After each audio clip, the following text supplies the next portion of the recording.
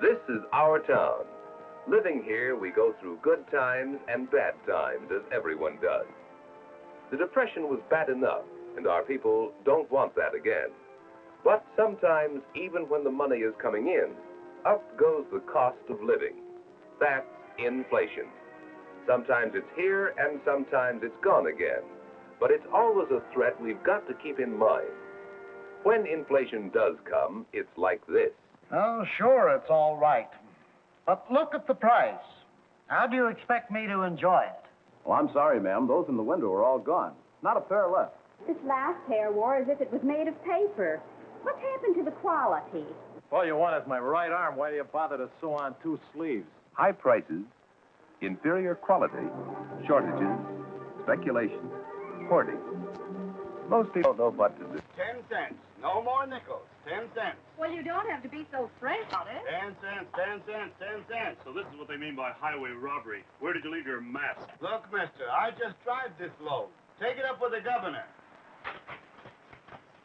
For a while, you hold out, hoping prices will fall. After a while, you buy because you're afraid prices will be still higher. Well, inflation or no inflation, you gotta eat. How can I buy anything else if you keep on hiking up the prices? Lucky Hens can't understand English, or he's talking into laying smaller eggs. Look, mister, I only work for a living same as you. If it costs me more, I've got to charge you more. Charlie? Yeah, the beefs I'm getting about these new prices is something awful. You can't do this to me. Well, look, quit shouting, will you? Listen, I don't like them any better than you do. But I don't put the peaches and the ham in the cans. I just buy and... Sorry, JB, I don't see how we can cut any more corners. Machine parts are up, tin is up, packing case is up. Well, you've got to do something to keep those costs down. I understand the union means business on that.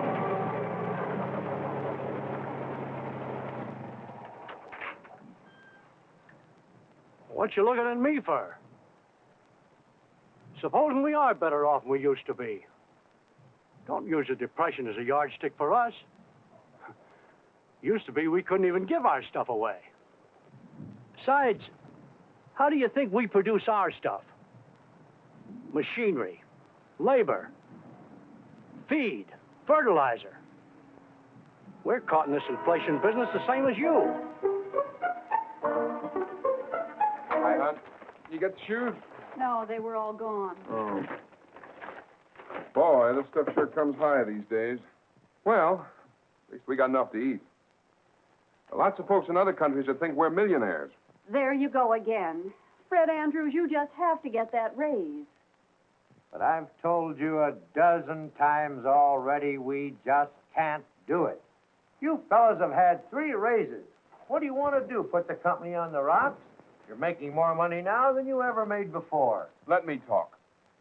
Sure, we've had a couple of raises, but we're no better off than we were before. That's just it. Don't you realize that if we have to give you fellas a raise, we'll only have to raise prices later on? I'm sorry, Mr. Barnes. We're just going around in a circle. The boys want that raise, and if they don't get it, they're ready to walk out. But... Poor J.B. Poor Fred Andrews. Look, mister, I only work for a living same as you. If it costs me more, I've got to charge you more. Fred Andrews, you just have to get that raise. Don't you realize that if we give you fellas a raise, we'll only have to raise prices again? Poor Fred Andrews. What do you mean, poor J.B. and poor Fred Andrews? They keep fighting about prices and wages. And look what happened to me. Look at the policemen and the firemen, the widows and our old folks, and all those working people who don't have unions to help them get a raise. Look at our schools and the children. Why, our classes are so crowded we just can't manage anymore. Mr. Mayor, I need this. Mr. Mayor, I need that. Mr. Mayor, Mr. Mayor, Mr. Mayor.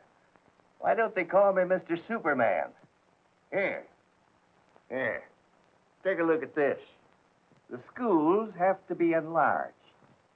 The roads have to be repaired. The streets have to be lit. The hospitals are understaffed. The library needs new books. The garbage needs to be carted away. We buy everything from trucks to ashtrays, and the price of everything is going up. We need these things, and we have to pay for them. How do you think we're going to do it unless taxes go up? Everybody thinks he's being underpaid, and they all blame me for it. All I've got to say is, Take it up with the governor.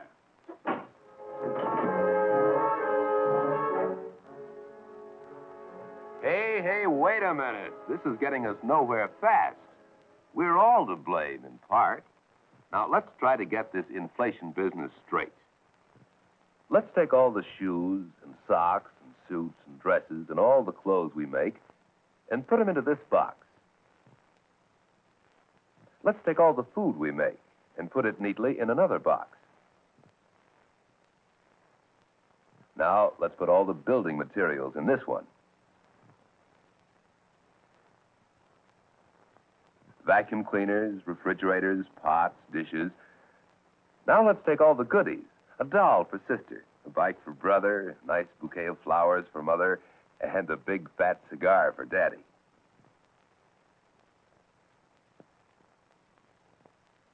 Let's take all these things we make and stack them up neatly like this. This is everything all of us together make. All the goods available for us to buy. Now, let's take all our money and put it into one big jackpot. Come on now, quit holding out. Let's stack it up neatly like this. Now we have all the goods there are to buy and all the money we have to spend. Now, supposing there was the same amount of goods, but twice as much money. All this new money can do is compete with the old money for the same goods. Let's take a look at what happens to prices. Goods, money, prices. Now let's add all that new money, and prices go up. In other words, what we are suffering from is too few goods or too much money, depending on how you look at it. Too much money? Why, I can't even buy the things I need. The prices are so high. What he means is there's too much money compared with the goods that are available. That's it. In other words, if we didn't spend as much money, there would be lower prices. Okay, Fred Andrews, I knew you shouldn't buy those new tires, and now I know why. All right, what about those new shoes you bought? After all, you spend a lot of money around this house, too. Oh, well, listen, I really need Now, wait a minute, wait. Don't go away. What I want to know is, where does all that extra money come from? Where does it go? Okay. A large part of this new money comes about as the result of expanded credit creating new purchasing power. You were okay up to that credit business. Couldn't you make that a bit clearer? Well, how about going back a way? Hey, what's this got to do with inflation? Stop being so impolite. That's the year Fred and I met.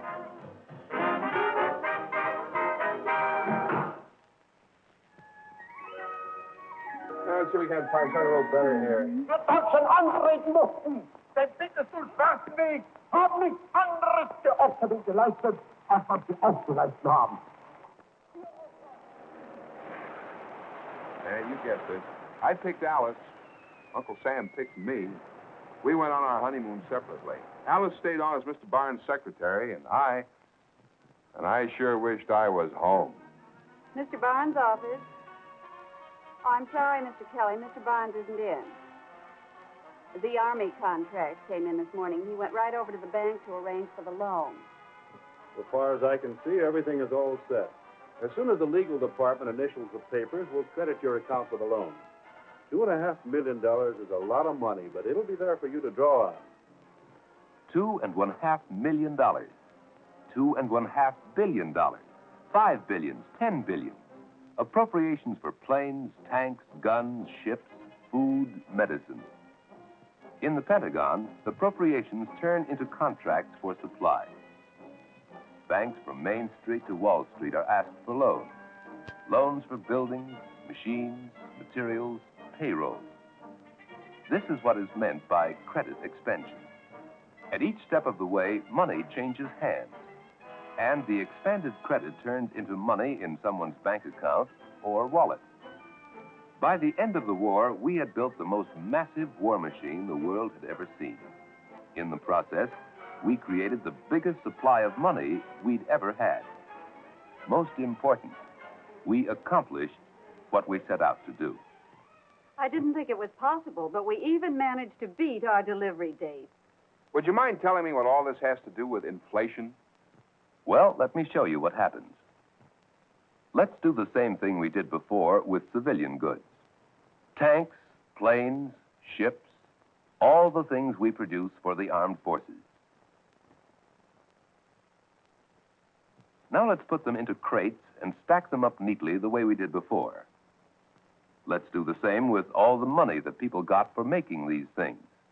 Let's get it all together, and now let's see what we have.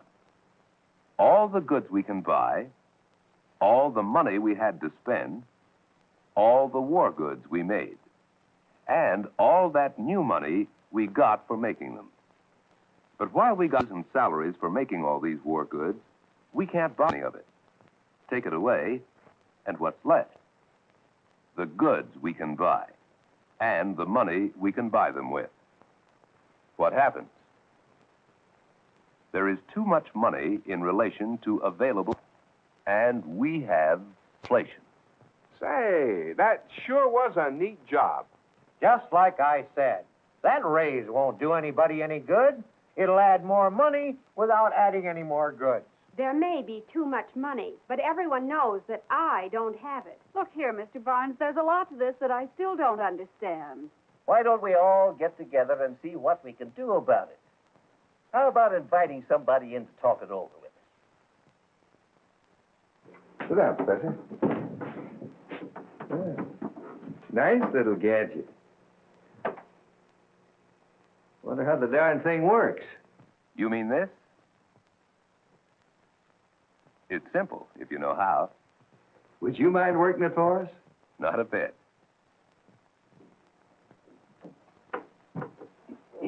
Fellow citizens, it's a great pleasure to have with us today Professor Daniel Seabrook. Professor Seabrook, economist. He teaches at the university. Now, there are a lot of things that I don't know about the professor, but two things I do know. First, he has no axe to grind. Second, inflation and such problems are his business. And he certainly knows his business. May I present Professor Daniel Seabrook.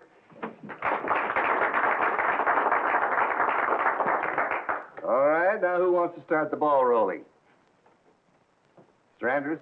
Well, Mr. Mayor, what I'd like to know is why we can't just lick this inflation business by controlling prices. How about that one, Professor? Well, let's take a look at the chart. When there's too much money around in relation to the goods, this is what happens. Prices go up. Now, supposing we have price controls, what keeps prices down?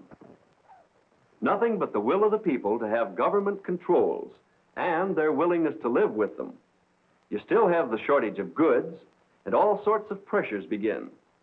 If enough people want the goods and don't want controls, what happens to prices?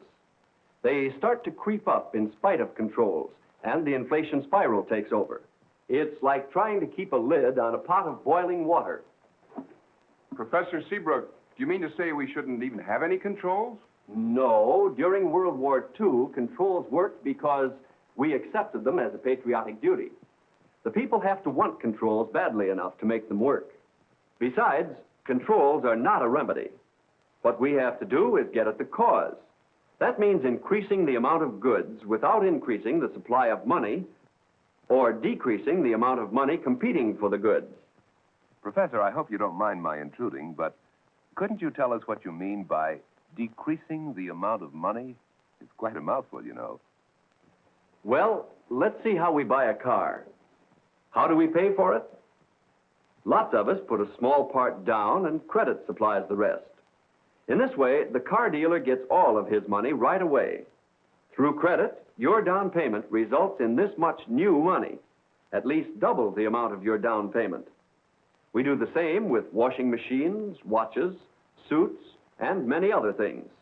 Through credit, we spend a lot more than the down payment. By raising the amount of the down payment, we cut down on the amount of buying, and in this way, decrease the amount of money competing for the goods. If we kept that down payment in the bank or put it into defense bonds, we'd help the fight against inflation. In other words, we must spend less, save more. The same goes for business spending. For example, if we didn't hold interest rates so low, business wouldn't borrow as much. That would mean less spending. Well, how about the government doing a little less spending? The same goes for government, too. I mean all of us, as individuals, in business, and in government. Every economy that can be made should be made. And that goes not only for the non-military, but for defense spending, too. You can see for yourself, the more money we save and the less we spend, the less the pressure on prices.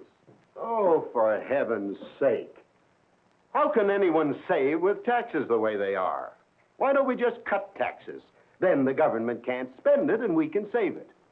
Let me ask you one question. Do you believe we ought to have a defense program? Sure, we all do.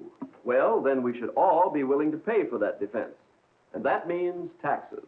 Most of the tax money we pay goes for defense and paying for past wars. As a matter of fact, one of the essential ways of cutting down this extra money is by more taxes. More taxes? How much taxes do you think we can pay? Why can't we do the same thing by buying more bonds? Actually, we have to do both. If we bought more defense bonds, inflation would be less of a problem. But don't forget this. When we buy bonds, we only lend the money. We can always cash them in and spend it.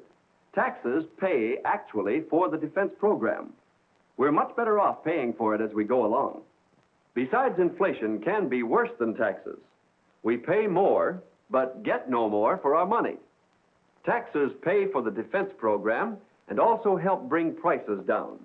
If we're not careful, higher prices will take away a lot more money from you and me than taxes. And we'll do it in a way that'll hurt us a lot more. I don't get it. Why do you stick to this idea of shrinking the supply of money? Wouldn't we all be better off if you increased the supply of goods? We sure would, but it takes more time. Let's look at what happens. When we produce more goods, we also spend more money for materials, transportation, wages, salaries, and other things. The net advantage for inflation is small. What we need is increased productivity.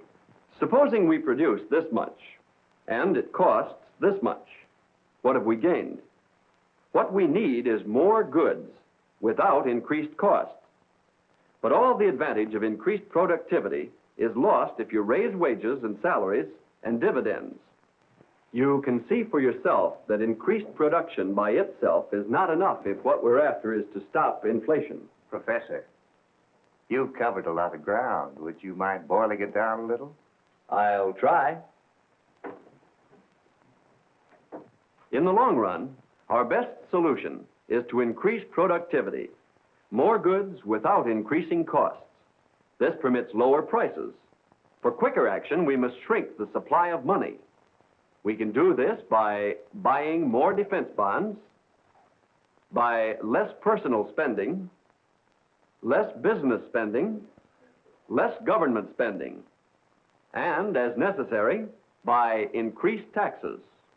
In short, there is no simple formula we can use to solve the problem of inflation. We must not only be willing to defend ourselves, we must also be willing to pay the necessary price. This may mean waiting for that new car or washing machine, doing without a new suit or dress, or postponing a non-defense business expansion. It may mean doing without a raise or price increase. It means less spending, more saving. We must remember that even though the immediate danger is past, inflation can rise again. It's only by understanding inflation that we can hope to prevent it. The professor has given our town a lot to think about.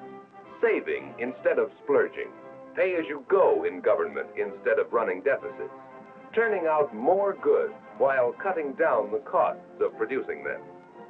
Of course, inflation isn't always with us, but when the danger does threaten, there are these ways to overcome it if we all pitch in.